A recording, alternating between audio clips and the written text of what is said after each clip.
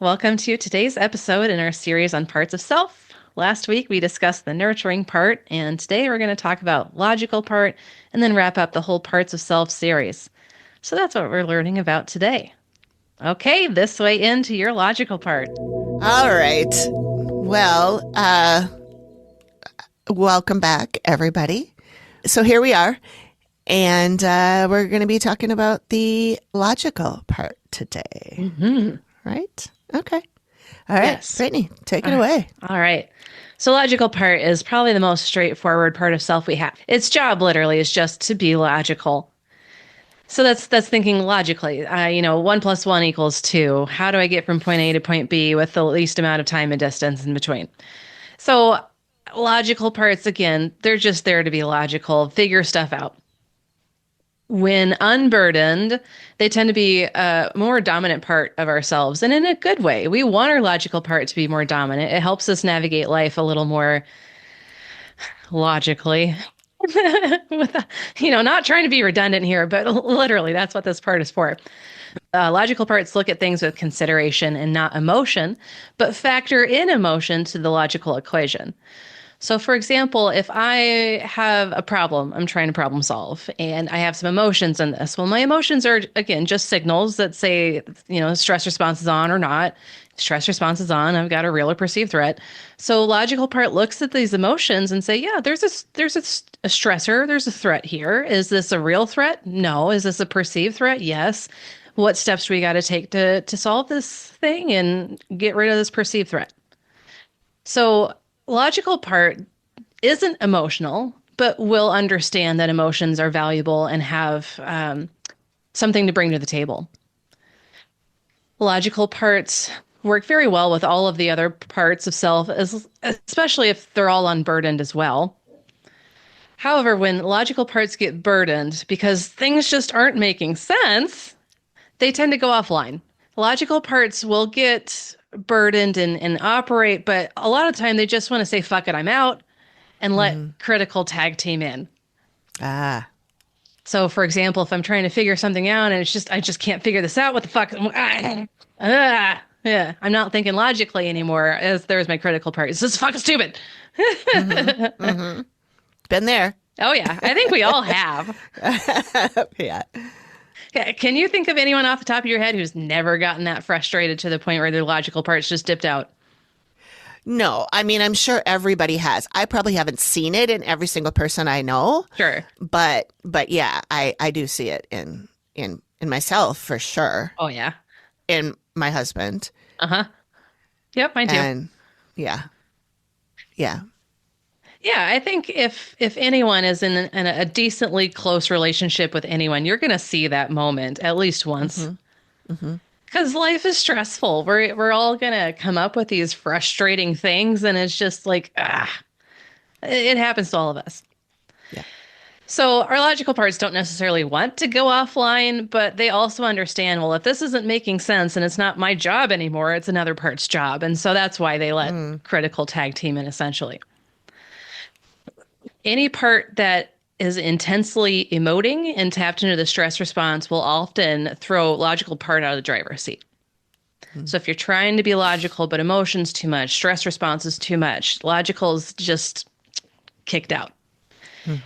Any part of self that's more tapped into the stress response is going to be more dominant, especially the more intense the stress response is on. Logical part, again, wants to stay in there, wants to help problem solve what's triggering the stress response.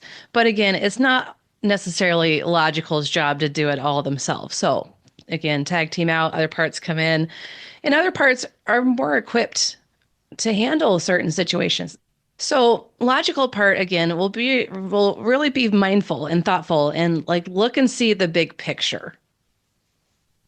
And if logical is like, I'm not the right part for the job, they'll help put another part in the driver's seat.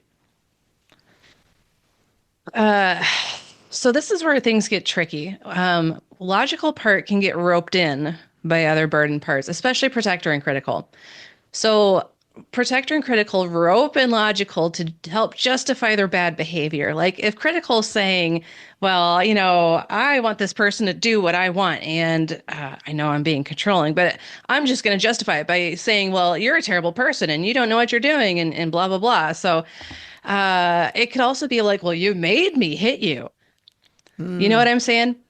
Mm-hmm. So logical part will be roped in. It doesn't necessarily want to think these things, but will justify bad behavior to go along with critical and protector when they're in the driver's seat. The more burden protector and critical will be, the more burden logical will be, the more burden any part will be, so on and so forth. Because that really, the more burden protector and critical are, that tells you the amount of burden kid parts someone has. Underneath all of this is burden kid parts, and that burdens protectors and criticals, and then it just burdens the rest. It's a Mm-hmm. whole cascade of events. Mm-hmm. So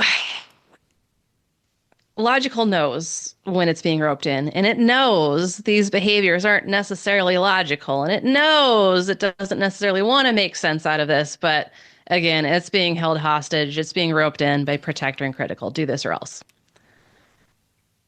I'm trying to think of some other examples here, and honestly, it's really just abuse that is the theme. Abuse and controlling behaviors. Not Mm-hmm. necessarily just of other people, but of ourselves, even of Mm-hmm. animals, the environment, objects, so on and so forth. Like, if we feel like we're justifying our bad behavior, that's definitely something to look into. Mm-hmm. So, lastly, burdened logical parts tend to dislike burdened kid parts the most because those are Mm-hmm. the parts with the most emotion. Yeah. And when logical parts don't necessarily have time for emotion, they don't have time for these kid parts. And that can contribute to an ongoing internal invalidation. We get so much invalidation from the world around us as it is. Like, you really aren't that smart, beautiful, whatever. I mean, you're not going to amount to anything. You're terrible. Why try? And so when the world's doing that to us, why do that to ourselves too? Everyone else is doing that. We don't have to jump in on that bandwagon. Mm-hmm. But logical parts, when burdened, will do that to burden kid parts, especially when burden critical parts are going off about these Mm-hmm. burden kid parts. So essentially, burden critical stance toward these burden kid parts will prop up burden logical stance toward these kid parts. So I just don't have time for them. Too much. And so logical parts, again, really understand logically why these kid parts are burdened and what has to happen for them to unburden. But it's just when logical parts are burdened, they just don't have the time. Mm-hmm. I got no time for this. Reeling it back to unburdened logical, these parts really help the most with objective introspection and self-awareness. So I'm just going to pause there really quick. Amy, from your personal experiences, when you're doing introspection, if you're being self-critical, is that helpful in those moments? Uh, Not if I'm being only critical. Uh-huh. Obviously, if I'm being like, oh, I could have handled that better. How could I have handled that better? That's different, right? That's not Yeah. what you're talking about. But Right. yeah, when it's just like, oh, God, I fucked up again. Uh-huh. Are you an idiot? You Mm-hmm. know, I do that sometimes too. We all do. Yeah. Yeah. And then I have to remember that, you don't say to yourself what you wouldn't say to your friend. Uh-huh. That's hard though. It's easier to say it to myself. I would never say anything like that to somebody else. Oh, yeah. But yeah. We have a lot more practice of filtering and rating it in with other people than we do with ourselves. Yeah. Yeah. But that example you gave, well, what did I do to, go wrong here? Mm-hmm. What can I do better next time? That's Mm-hmm. absolutely stuff our logical part will do for introspection. And Mm-hmm. unburdened critical helps with that too, of course. But really, logical is just looking like, where did I go wrong? How can I make it go right next time? Mm-hmm. Literally, how do I get from point A to point B? One plus one Mm-hmm. equals two.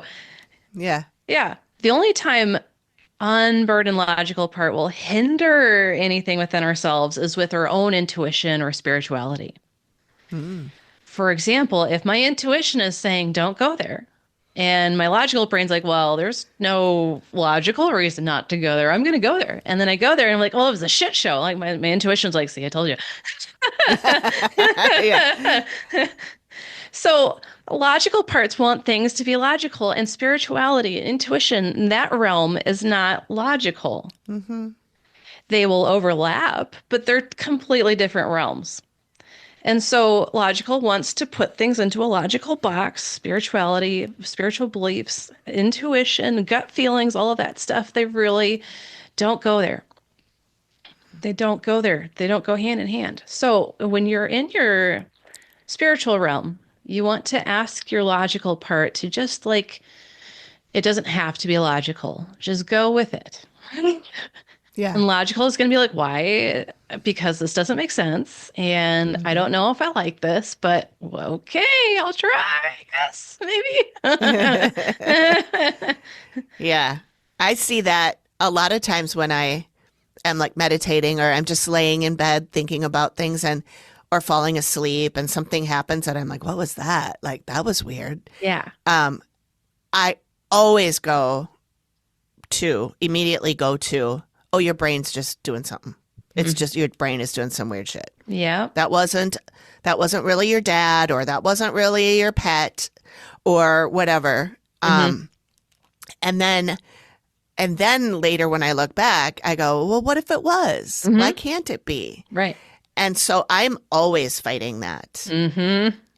And I think another example is that I tend to be a little bit more childlike, magical thinking. Hmm. And my husband, the engineer, Yes. is you're fucking nuts. Well, that's the And critical so, part. Yeah. yeah, so I've got it. I've got it. Well, he will start by saying that's not logical. And I say, I Yeah. don't care. And then it goes to, you're just magical thinking. Well, sure, I Yeah. am, but I'm not hurting anybody, That's right. Right. including myself. That's So right. why can't I have that? Yep. Hmm. But yeah, so I see that a lot, that especially like with any kind of spirituality or paranormal stuff or anything like Hmm. that. Like you see that a lot, like in my other podcast where we talk about the TV show, The Dead Files.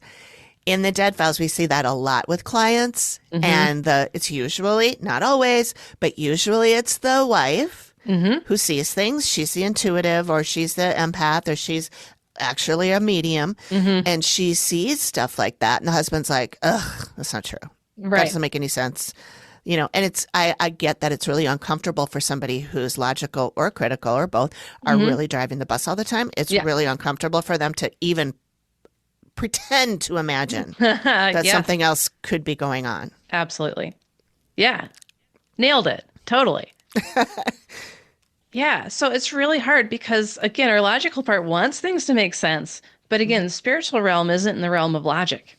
Hmm. The flip side of this is like religious dogma and really entrenched spiritual beliefs aren't swayed by logic. Hmm. For example, if you're talking with someone who believes this cow is sacred, like I'm not saying anything wrong about any religions. Like, I mean, that's a big thing of Hinduism, like cows are sacred. Hmm. And Hmm. if someone says this cow is sacred, and I'm coming in from a non-Hindu, view of the world, it's like, well, it's just a cow. And Hmm. I can say, well, this cow was, it's a, I don't know, I don't think they have Holsteins in India, but I don't know. It's a Holstein. And blah blah blah. It was born from this parentage, and blah blah blah blah blah. It's not a Hmm. sacred thing. It's just a cow. And the other Hmm. person can be like, "Well, you are nuts because while you might see all of this, you don't see all of this. Hmm. That's what makes a cow sacred."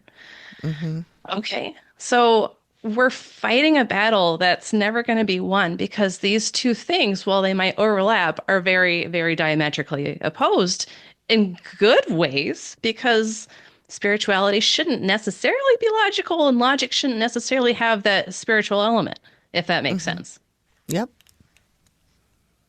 So if you're trying to have a debate with someone logically or spiritually, and you're both coming at it from very two, the spiritual versus logical, you might as well just shake hands and be like, good day, nice to talk to you, Yep. and let's talk about Yeah. something else some other time. Yeah. Unless you really want to engage in that, and that's great. As long as you're having a healthy, respectful debate, great, have at it. But Hmm. just understand you're probably not going to sway the other person. The other person's probably not going to sway you. Hmm. Have you had any Yeah. experiences of that? Oh, Uh, yeah. Every time I have a conversation about a Dead Files episode with my husband. Every single time. And sometimes I feel like he's like, oh, okay. And then but then if I say this happened, and he'll be like, well, that was just a blah, blah, blah. That was there are mice in the walls. Or, he's got an answer for everything. right.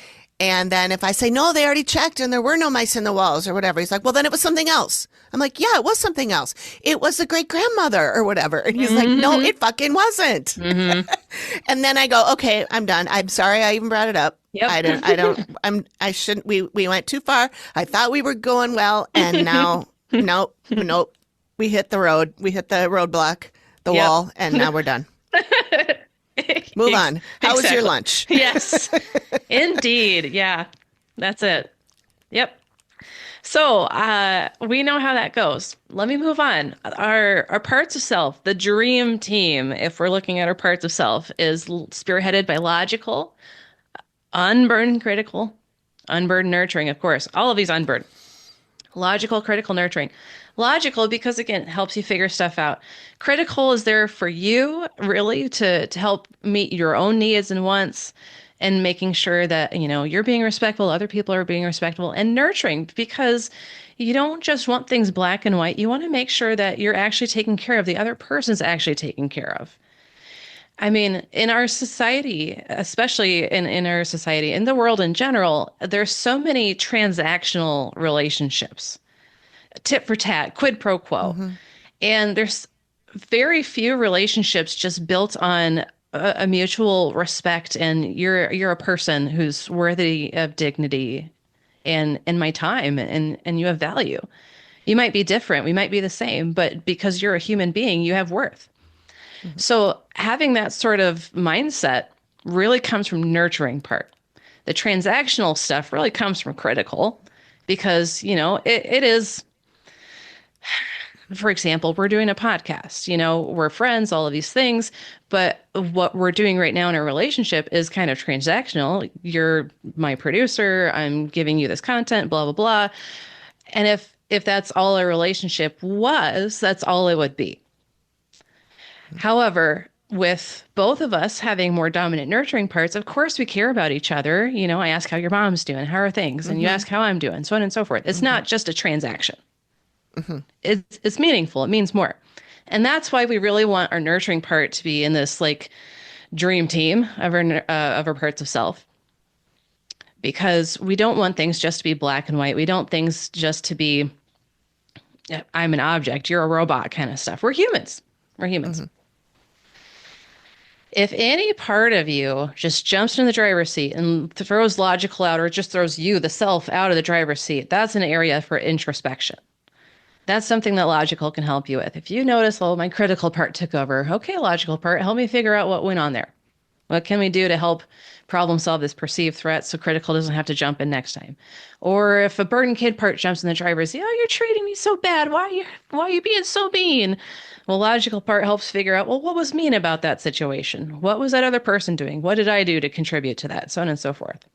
So if any part of you just jumps into the driver's seat, that's an area for introspection.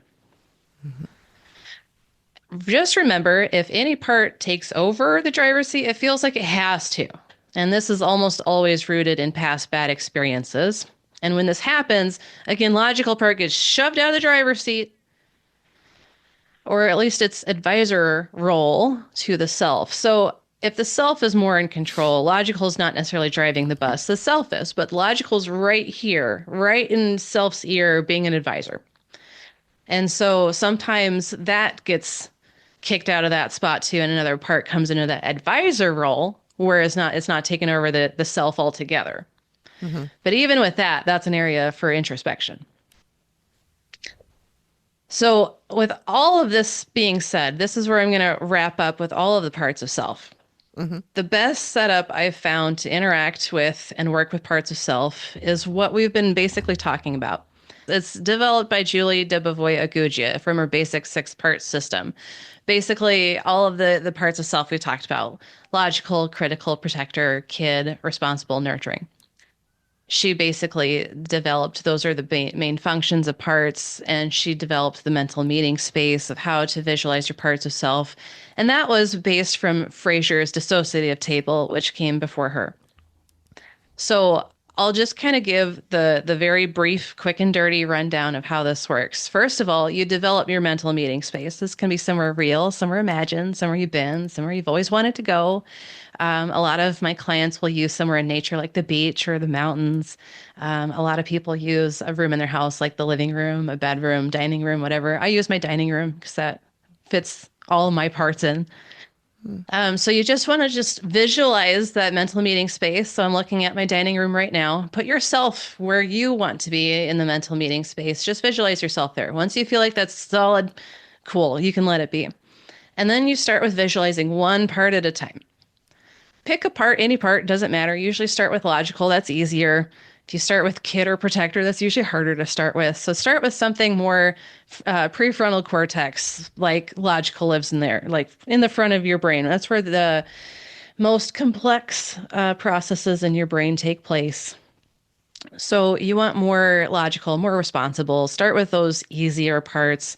And you visualize the part by picking a time you know that part of you was in the driver's seat. So if I'm trying to figure out from point A to point B, or how do I make my way around the Twin Cities so I'm not backtracking and I can hit all my errand spots, boom, boom, boom, and maybe miss all the heavy traffic areas. So that's my logical part. So if I know I'm trying to figure out my errand day in the cities, then I know that's logical. So I'm just from a neutral third party fly on the wall perspective, I look at myself in that moment, just see like what my facial expressions, body language, emotional feel were.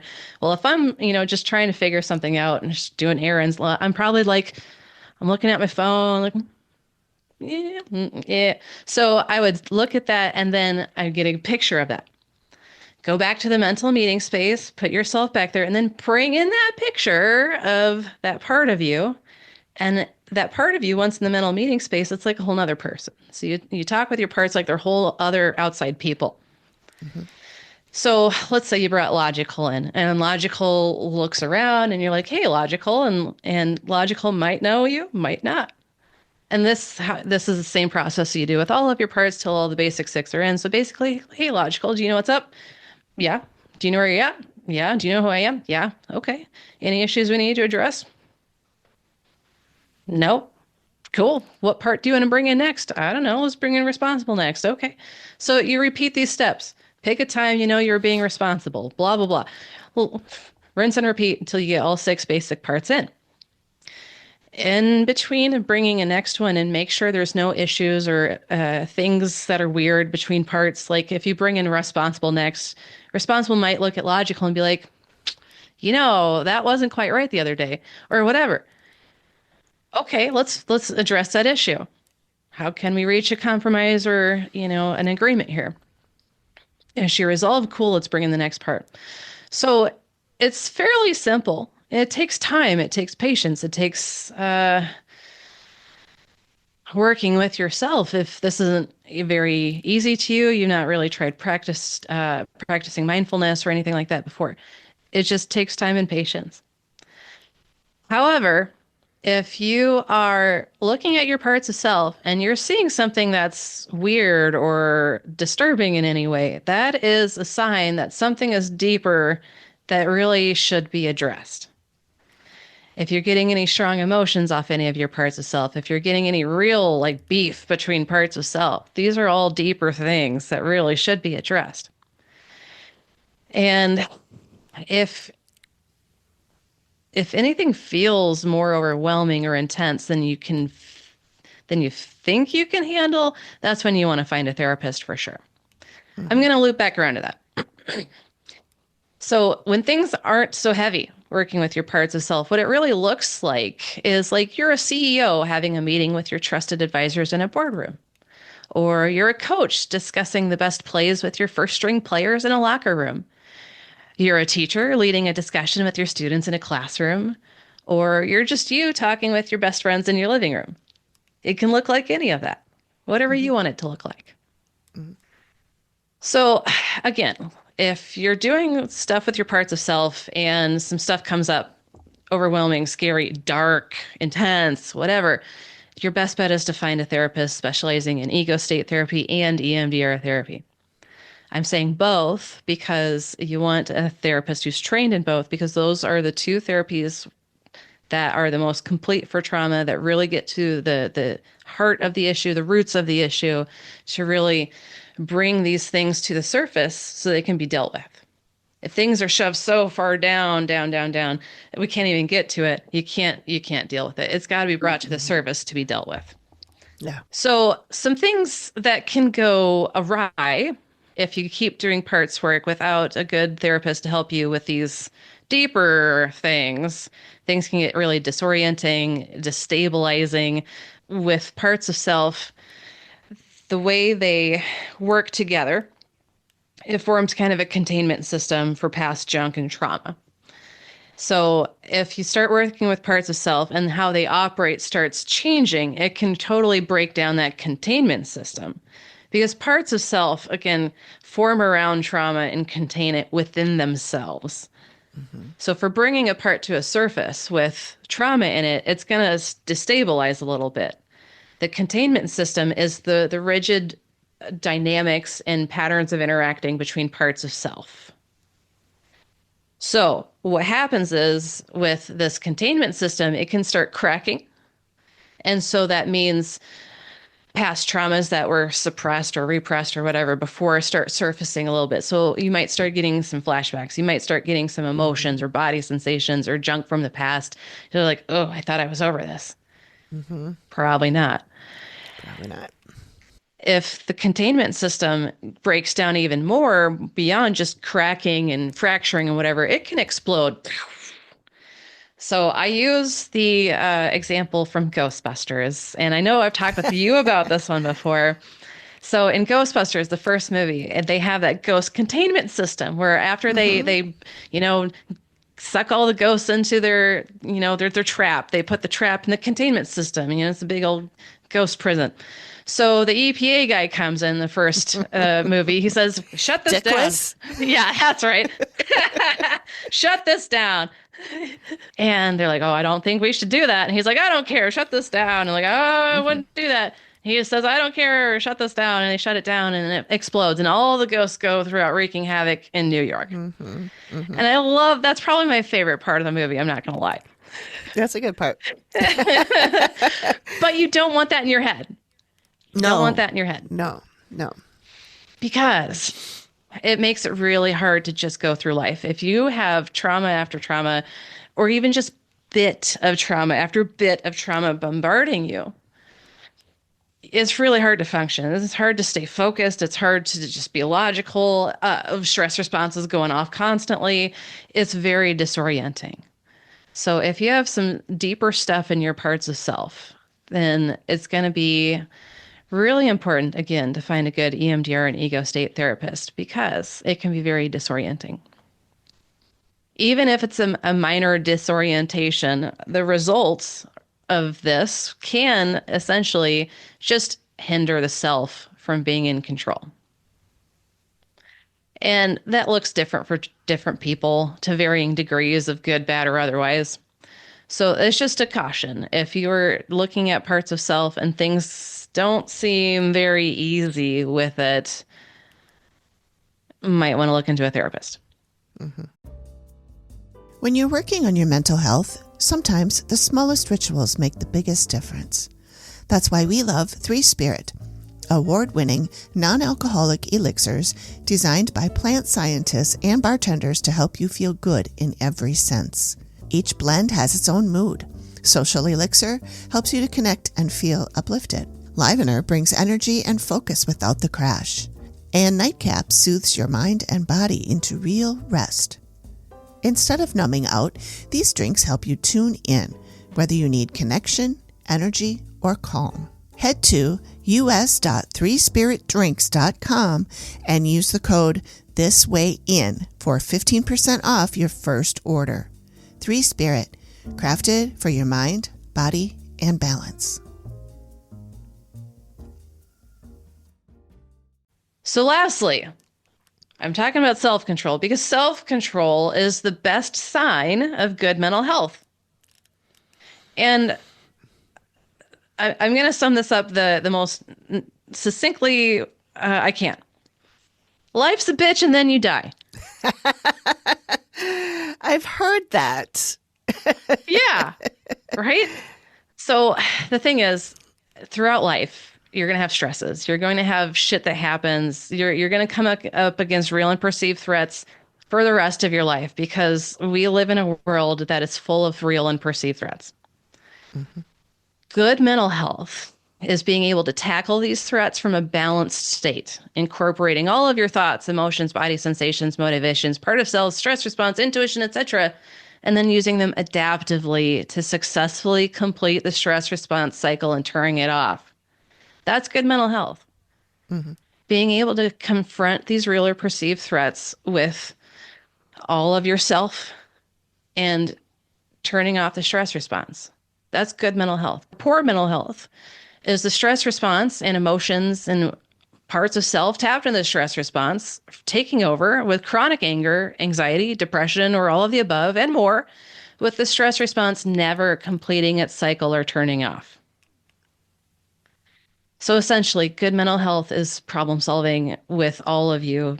Poor mental health is not being able to problem solve because all of you is not able to operate for it. Mm-hmm.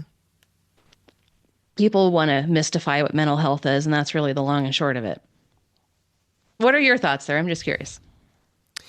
I mean, I agree with you, of course, about all of that. Obviously, you need all of your parts to work together. And if one of them's not showing up or is showing up pissed off, it's not going to work. You're not going to be a good team. Yeah. And I get that. Makes a lot of sense. Mm-hmm. I have a question, and I think that we touched on this. I don't remember if this was a conversation we just had, like at my house, or if this was something we talked about on the show. Mm-hmm. But when you're talking about picturing the people in your dining room or whatever in your meeting space, Yeah. what if you are one of those people who cannot picture things in their mind's eye? Yeah. Because Yes. a couple years ago, probably, is when I saw a TikTok where somebody was like, "Did you know that people can picture stuff in their heads?" And I was like, "Do you mean people can't?" Like, I had no idea. Right. And so I started looking into it. And then my cousin recently said to me, "Did you know that?" And she's one that can't, and I can. Mm-hmm. So, and she thinks that my mom can't because of something my mom told her a while ago. She said, "I don't like reading books because I can't picture in my head what's going on in the book." And that explains so much about why my mom can't explain anything to me right now. It's the dementia for sure, but she also doesn't have any pictures to look back on in her mind. Mm-hmm. And my cousin was telling me, like, she knows that we went to junior high together, but she has no memories of it because she has no pictures of it. Wow. Yeah. And so I'm wondering, how have you worked with somebody like that? That's aphantasia, right? Yeah. Aphantasia. Yep. Mm-hmm. Aphantasia. Yep. So how do you work with somebody who can't do that and they can't picture the different parts? Yeah. Great question. Thanks for asking that. That's a good one. So essentially, we have more senses than just sight. And so we want to use all of our senses with this. If we can't see a part, we want to hear it. We want to feel it, smell it. I don't know if we can smell parts, but a lot of time parts of self will communicate in very abstract ways. When parts of self are really unburdened and you have really good grasp of working with your parts of self, you're going to talk with them like we're talking right now. However, less developed parts of self are more burdened, or parts of self that have been so shoved into the back of the bus you didn't even know they existed this whole time. I mean, these parts are going to communicate more abstractly. So a lot of the time, you might just be able to hear them. And it's not like hearing them like if you're talking to me, it's hearing them like in my head. Mm-hmm. Or in your head or whatever. It could be just a bodily sensation, a felt sense. It could be an emotion that bubbles up. It could be a memory that bubbles up. So essentially, you're not necessarily having to see anything as long as you're sensing in some way. Okay. For example, a lot of the time when people's protector parts are really dominant and burdened because the whole system's burdened, the dominant protector part will clamp down on any visualization because if you see how these parts look, that can be destabilizing in and of itself. Oh, okay. And I'll give you an example of that. So I've worked with my parts of self a lot. And one of the parts I came across, this is several years ago, was like a toddler part, but it looked dead and decaying.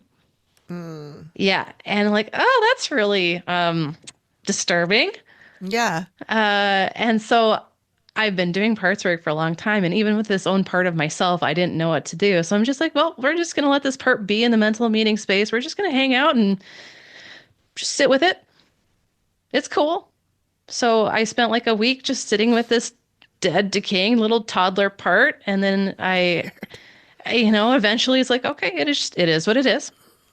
Hmm. And then this part didn't really talk because this part's negative cognition was, I have no voice. Mm. And so this part wasn't talking with me. I could see it, I could sense it, I could feel it. But when I tried talking with this toddler part, I wouldn't get any words back. I would just get a feeling. Mm. Or maybe just seeing a facial expression or something. So, like, sometimes you're not going to hear your parts. Sometimes you're not going to see your parts. Okay, lifting back up, protector parts, when they're really burdened, don't necessarily want you to talk with or even interact with the rest of these parts because how destabilizing it is. And so you will Hmm. just hear protector part. So, okay, protector part, is it okay if we talk with you today? I guess. That's what I hear back a lot. Okay, well, what's your concern about going there? It's too much. That's usually the concern. So if you can't visualize, it's usually protector part blocking it. However, Hmm. there are people who are visually impaired. There are people who are born blind, so on and so forth. So it doesn't really matter as long as they can, again, hear. Hmm. You just want to go with whatever the part is communicating the most through. I mean, if it's through body sensations, go with it. If it's through visualizing, go with it. As long Okay. as you're getting a sense. Hmm. And a lot of people question, is this really what's happening? Am I just making this shit up? Yeah. And Right. that's the same kind of thing with your logical part going, that's, you made that up in your head. Yes, Yeah. absolutely.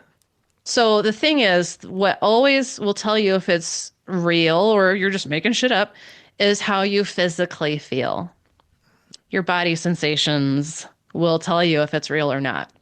Hmm. And that's really the anchor for all the parts work that I do and talking with my own parts of self, other people's parts of self. How are you feeling physically with this? Hmm. And that will tell you almost everything. Hmm. So as long as you know how to pay attention to what's going on for you physically, you can do parts work. Even if you can't visualize, you can still do parts work Okay. because there's a lot more Yeah. senses than just that. Yeah. I remember going through this and there was, I can't, I was, had something to do with a kid part. I don't remember exactly what it was, but I got like a weird tingling feeling all the way up my arm. Mm, And I was like, oh, and there was no reason for it. It's not yeah, like it was cold in the room or anything like that. But I yeah, felt that physical sensation. And I was like, I just had a feeling that was telling me, keep going. This is working. Pay attention. yeah, You're doing okay. This is real. yeah. And it was weird. Uh-huh. This shit does It get was weird. It weird. does. Yeah. Yeah. Yes. It gets weird. It can even get downright scary. Hmm. Because when parts of self get so burdened with trauma, they get dark essentially. And I'm not going to hang out in this very long, but the common theme is essentially this part looks like dark or black, and it has red eyes, and that's a very common Mm. theme Hmm. because this is what we see in cartoons and pop culture Right. and that kind of stuff. If it's I'm just going to use Bob's Burgers as an example. I know you're not as into Bob's Burgers as your other co-host Megan is, but Yeah. um, there's a two-parter. I don't remember what season it is, but it's a Christmas two-parter. It's about the Bleakin steals Christmas, and so they show this Bleakin, which is the monster or whatever, is who's black with red eyes. So, Hmm. I mean, how we visualize our parts if they don't look like this is basically a direct representation of our connotation of that part. Hmm. Hmm. So if we see a part that's black with red eyes, well, that part is just really burdened with all sorts of trauma. It's Yeah. not scary, but what it's hanging on to very well could be scary. Hmm. And some parts are honestly very antagonistic or even abusive to other parts of self when they get this Mhm. burdened. Some very burdened parts of self will assault other parts of self, physically, sexually, emotionally, whatever. This has actually Oh, happened. Yeah. In oh, session with clients. And this happens, if it's happened in session, it certainly happens in general. right, right. Yeah. So, I mean, it looks different, and how it ends up feeling internally is different for different people. A lot of the time, if a part will actually assault another part, you will feel it physically. Wow. Yeah. So that's what I'm saying. Find a therapist if things get too overwhelming or scary Yeah. or whatever for you. Yeah. Yeah. Okay, so I want to wrap this up by thanking all of my current and former clients who have taught me so much more than anything and anyone else, especially those who have had the trust in me to allow themselves to be courageous enough to explore and heal their deepest, darkest traumas and parts of self. I also want to thank all the wise and compassionate therapists, trainers, and researchers who have guided me on this path for trauma therapy and healing, especially Julie Debevoya-Guggia, who developed the basic six-part system, Jim Knipe and his EMDR Toolbox training and book, Richard Schwartz, the developer of Internal Family Systems, Shirley Jean Schmidt, developer of Dynamic Needs Meeting Strategy, Sandra Paulson and her EMDR and ego state trainings and books, especially on pre-verbal trauma and very young parts of self, Robin Shapiro, Francine Shapiro, the Watkins, and more, and all of the EMDR trainers and consultants I worked with who have helped me guide me on this path. Okay, that was as fast as I could go. You didn't have to go fast. I know, but man, there's so many more people I want to thank. I just want to thank everybody for helping me along this journey. It's been great. Yeah.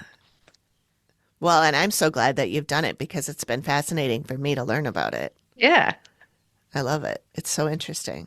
Mm-hmm. I wish that had been something that was taught when I was in college and I was taking my psychology classes because I Mm-hmm. would have glommed onto that for sure.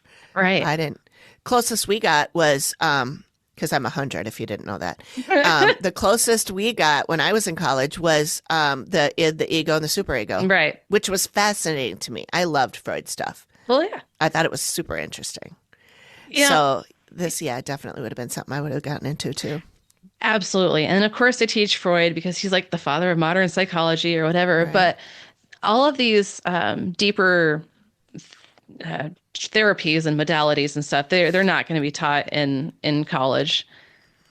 Even in grad school, these were not taught. This was all stuff that Really? had to be learned on the job, essentially.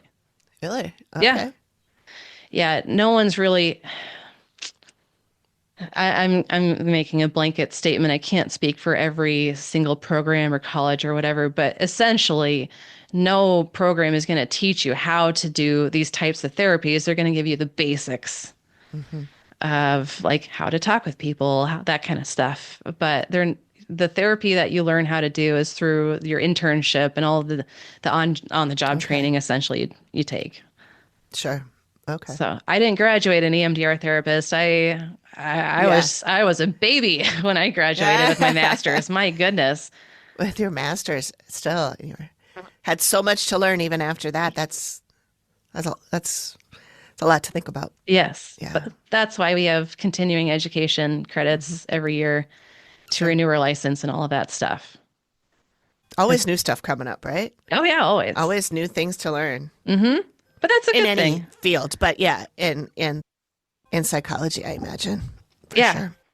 And that's my logical part saying that's a good thing that new things are being learned and researched and Yeah. logical parts just eat the shit up. I just give me more. Give me more. Yeah. Yeah. Yeah. I can see that for Yes. sure. Well, thank you for all of this. This has been super fascinating. Now, we do have a lot of other cool topics that we are planning on covering. This is not the end. Right. In fact, next week, we are going to talk about how to find a therapist Mm-hmm. that works for you and how to decide if that therapist is good for you. You don't have to stick with the first person that you get assigned to. That's right. And things like what to look for once you start to see if it's working and that kind of thing. So Yeah. Absolutely. Stay that's tuned what for we're going that. to talk about. Yeah. That'll be a good one. This Way In is a conversation about mental health and everyday well-being. but it is not therapy. Listening to this podcast does not create a therapist-client relationship, and the information we share is for educational and entertainment purposes only. If you are feeling overwhelmed or struggling with your mental health, please reach out to a qualified professional in your area. Never delay, disregard, or change professional recommendations or advice because of something you heard here. And please remember that any views expressed here are our own and don't represent any licensing boards. This Way In is co-produced by Brittney Baxter-Dameron and me, Amy Lotsberg, at Collected Sounds Media. I also edit and manage the show, which is part of the Collected Sounds Independent Podcast Network.